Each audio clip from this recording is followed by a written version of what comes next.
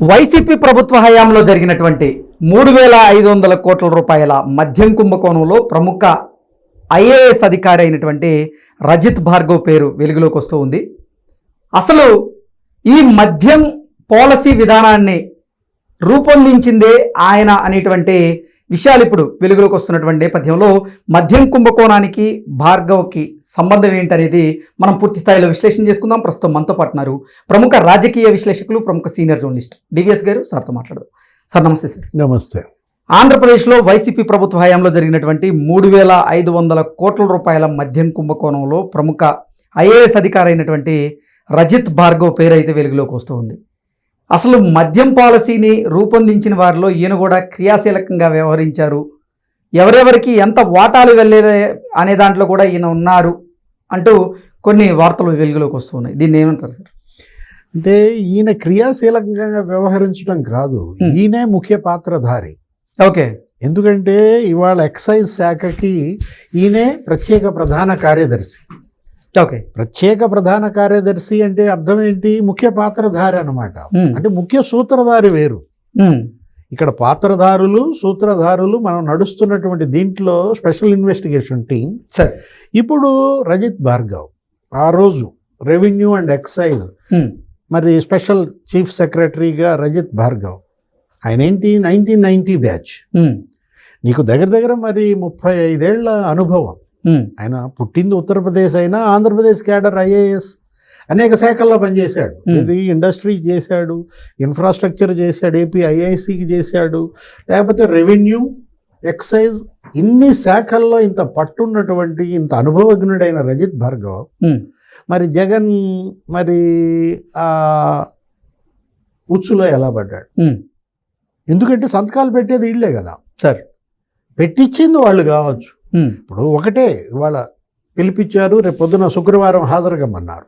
ఎవరిని? రజిత్ భార్గవ్. అంటే మరి జైలుకి వెళ్ళడానికి రెండో ఐఏఎస్ సిద్ధమయ్యాడా? ఆల్రెడీ ఒక ఐఏఎస్ జైల్లో ఉన్నారు. ఎవరు? ధనుంజయ రెడ్డి. అవును. ఆయన ఏంటి? ఆయన సీఎంఓకి ప్రిన్సిపల్ సెక్రటరీగా పనిచేశాడు జగన్ హయాంలో. అసలు మొత్తం చక్రం అంతా తిప్పింది ఆయనే. ధనుంజయ రెడ్డి ఇందుగలడందు లేడని సందేహము వలదు. అన్ని స్కాములలో అందందే వెతికి చూసినా ధనుంజయ రెడ్డే కలడు. ఓకే. మనం చూసాం ల్యాండ్ మాఫియాలో, శాండ్ మాఫియాలో, లిక్కర్ మాఫియాలో, మైనింగ్ మాఫియాలో అన్నిట్లో ఆయన పాత్ర లేకుండా లేదు. ఆయన జైల్లో ఉన్నాడు, అది తీసి పక్కన పెట్టు. ఇప్పుడు ఈయనేంటి? రజిత్ భార్గవ్.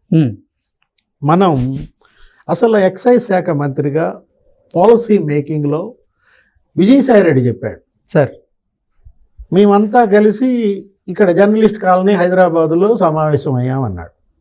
ఆ సమావేశంలో రజిత్ భార్గవ్ కూడా పాల్గొన్నాడా? ఎందుకంటే విజయసాయిరెడ్డి చెప్పిన పేర్లలో ఈయన పేరు లేదు.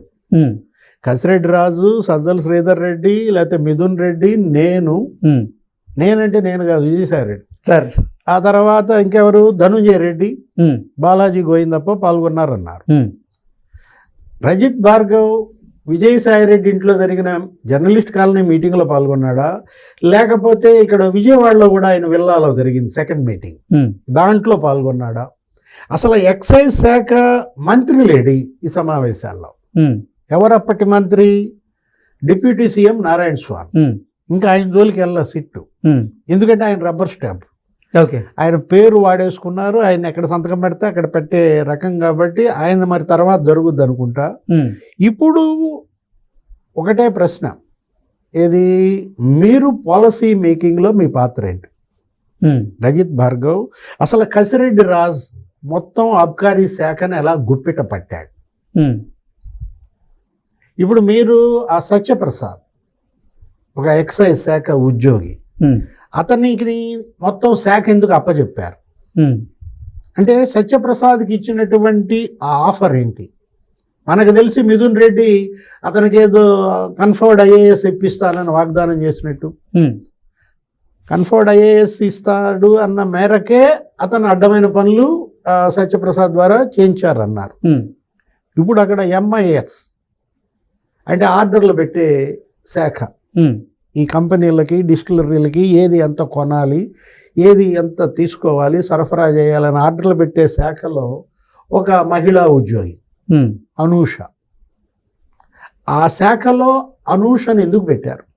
ఉమ్, ఆమె అవుట్సోర్సింగ్ ఉద్యోగిగా అనూష అపాయింట్మెంట్కి అసలు సర్క్యులర్ ఎందుకు మేము ఉమ్, జారీ చేశారు? జనరల్గా కాంట్రాక్ట్ ఉద్యోగులు లేకపోతే అవుట్సోర్సింగ్ ఉద్యోగులకి ఏమి ఉండవు సర్క్యులర్స్, మెమోస్. ఉమ్, ప్రత్యేకించి అనూషని ఆ పోస్టులో నియమించడం ఎవరి సిఫారసు మేరకు? ఉమ్, మనకు తెలిసి విజయసాయి రెడ్డి అన్నారు. సార్. ఆయన కొంతమంది మహిళా ఉద్యోగులను సెలెక్ట్ చేసుకున్నాడు, ఉమ్, ఒక్కొక్క శాఖలో పెట్టాడు. ఉమ్, నీకు తెలుసు శాంతి దేవాదాయ శాఖ. ఎండోమెంట్ పెట్టాడు. ఉమ్, శాంతి ద్వారా అక్కడ టెంపుల్ ల్యాండ్స్ Hmm. చాలా ఏదో జరిగిపోయిందని అప్పట్లో అనే కథనాలు, అసలు అది ఇంకో స్టోరీలే. ఉమ్, అమ్మా నాన్న ఒక తమిళ అమ్మాయిలాగా. ఉమ్, ఏది ఆ శాంతి భర్త మదన్, సాయి రెడ్డి, అబ్బో అది మామూలుగా అప్పట్లో వైరల్ అయ్యాయి. ఉమ్, అట్లాగే అనూష సార్. ఎక్కడిక్కడ ఎక్సైజ్ శాఖలో ఆమె ఏంటి ఎప్పటికప్పుడు ఈ సమాచారాన్ని వాట్సాప్లో మరి కసిరెడ్డి రాజు మనిషి ఉమ్, సైఫ్ అహ్మద్ అతనికి పంపేదని, ఉమ్, సైఫ్ అహ్మద్ ఆ ముడుపులు డిసైడ్ చేసి ఎవరెవరు ఎంతెంత ఇవ్వాలి, ఏ బ్రాండ్ మరి ఎంత వసూలు చేయాలనేది కసిరెడ్డి రాజుకి అతను పంపేవాడని. ఉమ్, అదే ఏది మనీ రూటింగ్. ఉమ్, ఇప్పుడు 7 అంచెల్లోనేమో మనీ లాండరింగ్ చేశారు, ఉమ్, 5 అంచెల్లోనేమో మనీ రూటింగ్ చేశారు. ఉమ్, దీంట్లో రజిత్ భార్గవ్ పాత్ర ఏంటి? ఉమ్, కసిరెడ్డి రాజుకి మీరు మొత్తం శాఖను ఎందుకు అప్పచెప్పారు? ఉమ్, అసలు మామూలుగా ఈ ఆర్డర్స్ ఇస్తారు కంపెనీలకి, ఈ ఆర్డర్స్ ఇచ్చే దాంట్లో మీరు ఎందుకని పాలసీ చేంజ్ చేశారు? ఉమ్, ఏం చేశారు వాళ్ళు? డిపో మేనేజర్లే ఆర్డర్ పెట్టే పరిస్థితి వచ్చింది. ఓకే. వీటన్నిటిపైన ఇవాళ రజిత్ భార్గవ్ విచారణలో మరి ఏ సమాధానాలు చెప్తారు? ఉమ్. దాన్ని బట్టి అసలు ఆయన అదుపులో అంటే మద్యం తీసుకోవడం- కుంభకోణంలో తీగలాగితే డొంక గదులుతూ ఉంది. ఒకరి తర్వాత ఒకరు అరెస్ట్ అవుతూ ఉన్నారు. కొంతమంది రాజకీయ నాయకుల ప్రమేయం దీంట్లో ఉంది. కొంతమంది ఐఏఎస్లు ఇప్పటికే అరెస్ట్ అయ్యారు. అసలు ఏంటి సార్, అంతిమ లబ్ధిదారు బయటకు వచ్చేటువంటి ఆ అవకాశం ఉందా లేదా దీంట్లో అంటే ఏం చెప్తారు? అంటే నువ్వు అంత తొందరపడితే అట. ఉమ్, ఇప్పుడు ఇక్కడ పాత్రధారులు సూత్రధారులు అన్నాం. ఉమ్, ఇప్పుడు పాత్రధారులు అరెస్ట్ అయ్యారు చాలామంది. అరెస్ట్ అయిన దాంట్లో 11 మంది అరెస్ట్ అయ్యారు. ఉమ్, ముఖ్య పాత్రధారిని మరి శుక్రవారం పిలుస్తున్నారు. ఉమ్, ఎవరైనా ముఖ్య పాత్రధారి? ఇప్పుడు ఈయన రజిత్ రజిత్ భార్గవ్. భార్గవ్. నెక్స్ట్ ఇక సూత్రధారుల్లో తొలి అరెస్ట్ జరిగింది. ఉమ్, ఎవరు? చెవిరెడ్డి భాస్కర్ రెడ్డి, లేకపోతే వెంకటేష్ నాయుడు. ఉమ్, ఆ వెంకటేష్ నాయుడు పాత్రధారే. సూత్రధారిలో ఒక అరెస్టే జరిగింది, చెవిరెడ్డి భాస్కర్ రెడ్డి. ఇంకా సూత్రధారులు ఉన్నారు. ఇంకా తర్వాత ఏంటి? మిథున్ రెడ్డి ఉన్నారు దీనిలో A4గా. ఉమ్, ఆయనకి ఏదో కోర్టు కొంత ఉపశమనం ఇచ్చింది, మరి ఆయన ఇంకెప్పుడు జరుగుద్దో చూడాలి. ఉమ్, నెక్స్ట్ మీరు అన్నది అంతిమ లబ్ధిదారు. ఉమ్, అంతిమ లబ్ధిదారు పేరు చెబితే అంతిమ గడియలు అన్నాడు ఎవరు?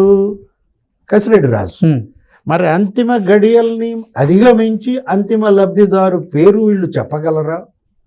ఓకే. ఆ అంతిమ లబ్ధిదారుని ఈ ప్రభుత్వం అరెస్టు చేయగలదా?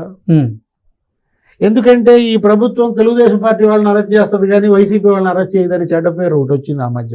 ఉమ్, కిరణ్ అరెస్ట్ చేసి ప్రసన్న కుమార్ రెడ్డిని ఇంతవరకు అరెస్ట్ చేయలేదంటున్నారు ఉమ్, ఆ మురికి వ్యాఖ్యల కేసుల్లో. ఉమ్, అంటే ఇప్పుడు చెవిరెడ్డి భాస్కర్ రెడ్డి కొంతమందిని అరెస్ట్ చేశారు, చేయలేదని అంటలేదు. మరి అసలు అంతిమ లబ్ధిదారు జగన్మోహన్ రెడ్డి. ఉమ్, జగన్మోహన్ రెడ్డిని అరెస్ట్ చేస్తే తప్ప అసలు ఈ కేసు కొలిక్కి వచ్చే అవకాశం లేదు. ఇదేంటిది? 30,000 ప్రాణాలు తీసిన కేసు, ఉమ్, 1,00,000 మంది కిడ్నీస్ దెబ్బతీసిన కేసు, లివర్ దెబ్బతిన్న కేసు. ఉమ్, వీళ్ళ రక్తాన్ని బంగారంగా మార్చుకున్నారు. ఓకే. వీళ్ళ రక్తాన్ని జలగలు పీల్చినట్టుగా పీల్చేసి. పీల్చారు. మీరు జలగలు పీల్చడం సరే, మరి ఈ రక్తం పరిస్థితి ఏంటి? ఉమ్, బంగారంగా డబ్బు- మారింది కదా సార్.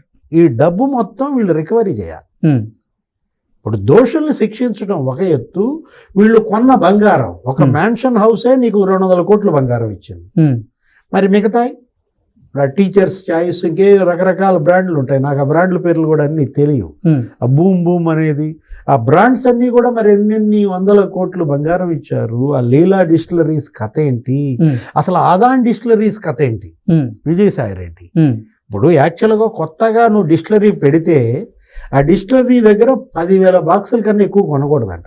ఓకే. మరి ఆదాన్ డిస్టిలరీ దగ్గర నీకు 1,80,000 కేసులు కొన్నారు. ఉమ్, ఇప్పుడు దాన్ని అడుగుతారు మొదట. నిబంధన 10,000 బాక్సులు కొనమని ఉంటే ఆ నిబంధన మార్పిచ్చింది ఎవరు? ఉమ్, ఆదాన్ విషయంలో సాయిరెడ్డి చెప్తే మార్పిచ్చారా? అసలు జగన్మోహన్ రెడ్డే చెప్పాడా? ఉమ్, మీరు తీగ లాగితే డొంక అన్నారు. డొంక మొత్తం కదులుతోంది. ఉమ్, అనేక డొంకలు కదిలాయి. హైదరాబాద్ జర్నలిస్ట్ కాలనీ డొంక కదిలింది, హైదరాబాద్ నానక్రామ్ కూడా డొంక కదిలింది. ఉమ్. కానీ మరి తాడేపల్లి డొంక ఎప్పుడు అంటావు? Okay okay sir, thank you so much అండి. మస్తు.